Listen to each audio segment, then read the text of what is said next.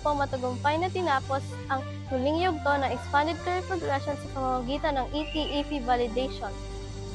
Pinangunahan ang isinagawang validation ni Dr. Alexander D. Neri na magsuri sa mga dokumentong may kaugnayan sa education, training, experience, and performance ng bawat kalahok. Sa pamamagitan ng sistematikong verifikasyon, tiniyak na ang bawat ebidensya ay tumutugon sa mga itinakdang pamantayan ng programa.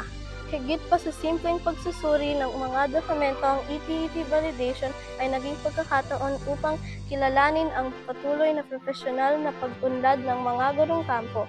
Ipinakita rito ang kanilang dedikasyon sa patuloy na pag-aaral, pagdalo sa mga pagsasanay, pagpapalawak ng mga karanasan sa pagtuturo, at pagpapanatili ng mataas na antas ng pagganap sa kanilang profesyon.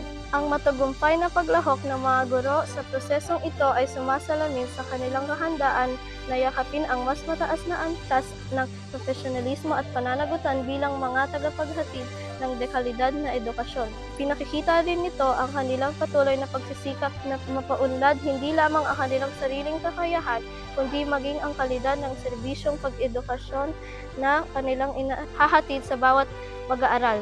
Sa pagtatapos ng huling yugto ng Expanded Career Progression, baon ng mga gurong kampo ang panibagong inspirasyon at motibasyon upang higit pang paghusayin ang kanilang paglilingkod.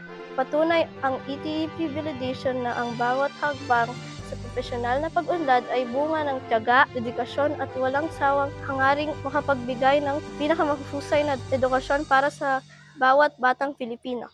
Kasama ang buong CTS Media Team, pangunguna ni Principal 4, Dr. Trinidad G. Beltran, ako si Leon Jade M. Gutierrez, learner reporter ng Scaptino Elementary School, nag-uulat para sa Campo Patrol.